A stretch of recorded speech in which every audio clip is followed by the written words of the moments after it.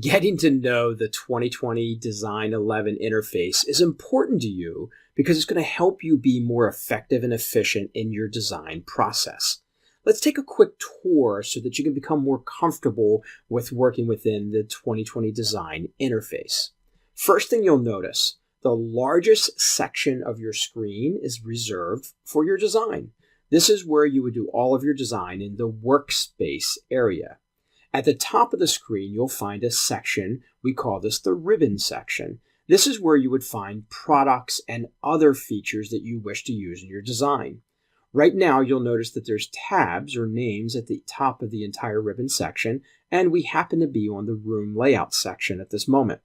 The reason for that is whenever you start a new design, as we are right now, it'll automatically default to room layout because that is where you would find your walls, your windows, your doors, and other options you would need in your initial design process. Let's go over the other tabs real quick. File is where you would find important items like save and close and print and so on. You also have a tab called Home, which is where you would find your favorite Windows features, everything from undo to redo to cut, copy, and paste. The Items tab is a particularly important tab. It's one that we all use constantly in our design because this is where you would go to features like styles and pricing, features and options, and other categories where you would actually be able to choose door styles, your finishes, maybe even do auto designs on countertops using quartz materials or download and automatically design lighting plans for LED lighting in the room. This is also where you would find SketchUp, where you can import 3D shapes from libraries from around the world to use in your design. The Annotations tab is especially important when you're creating elevations and floor plans and you want to have greater detail. You can find shapes and lines and areas to make notes as well. Presentation is the tab that you would use to create the documents or the images that you want to share with your clients, whether it be perspectives or top views or isometric views, or simply the reports to give them the cost of the kitchen. This is where you would go. The final tab is called View, and this is a tab that you would use to make adjustments to your screen. For instance, if I turned off the drag and drop box, the box in the lower left-hand corner here would disappear from my screen. If I clicked on it again, it would return, so you can make adjustments to your screen. Now, let's move on to the rest of your drawing area or your workspace area. At the bottom of the screen, you have a large workspace area.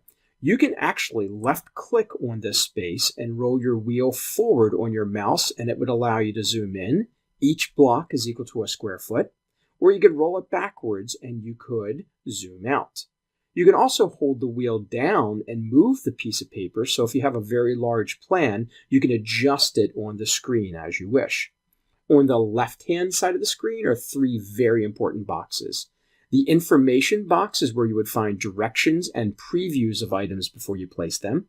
The placement box is where you could take items, including entire islands, and move them specific distances. I could go to offset and type in 32.25 and take an item or a group of items and move them exactly any direction that I wish by that exact dimension. And the bottom box is the drag and drop box. This is the most frequently used feature on your screen. This is what I refer to as the Spec Bookshelf. This is where all of your product catalogs would be stored. Right now, you'll notice that I'm looking at a catalog called Sample F. This is a generic cabinet catalog. But if I were to click on the arrow, I would be able to scroll up and down and see an unlimited number of catalogs at whatever you have loaded. So if I wanted to go to plumbing or countertops or furniture or scroll up to appliances, I can choose all of these from the same menu. Now, when I choose the Sample F catalog, this will give me an example of what happens. I can see a list of all of the products available from this particular manufacturer. Now, this is a generic catalog, but this is also the category where you would save all of your brand-specific items. So if I was working with a brand-specific cabinet line, this would list all of the cabinets that they offer in particular. If I wanted to look at their base cabinets, I could double-click, and it would open up the tabs and show me their base cabinets. If I double-clicked on base door drawer, it would show me all of my available options for base door drawer cabinets. And again, if I drilled down further and double-clicked again, this would give me all of the available SKUs within that category. So if I wanted to take a cabinet, let's say a base 30, drag it over to the screen and drop it, there's my cabinet. And by rolling my wheel, I can move forward and see the cabinet. Now this gives me the opportunity to show you another cool feature. You notice the cabinet is actually highlighted right now. If I move over to Attributes Light on the right-hand side of my screen, it would give me a quick view of all the attributes, depth, height, width, and so on of this cabinet. Finished sides. I can go through and make quick changes to this cabinet without ever going through this traditional edit process.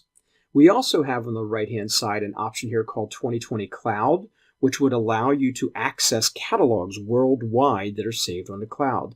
They could be appliance catalogs or accessory catalogs or other suppliers that maybe you have not saved the information here under drag and drop, but you're looking for a particular item. You can actually go out on the cloud and download those items right from the cloud live.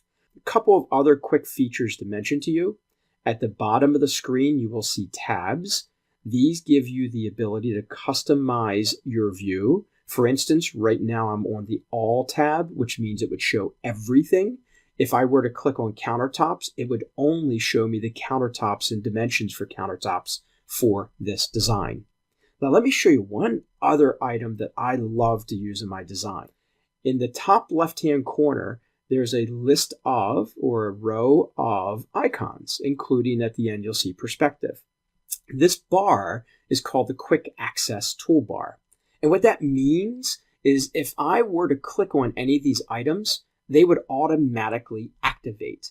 I do not have to search for them in the ribbon area. So they're tools that I use often, and they're one-click edits, which save me a lot of time. If I wanted to, I could always go in and add more items to this toolbar simply by right-clicking on the bar down here, choosing Customize Access Toolbar, scrolling down my list and finding a feature that I like to use often. As an example, let's go to Room Layout, and let's scroll down and find a window. So we'll say Openings and Obstacles. We'll go over here and say Add, and the Openings and Obstacles option will automatically be added here when I click OK.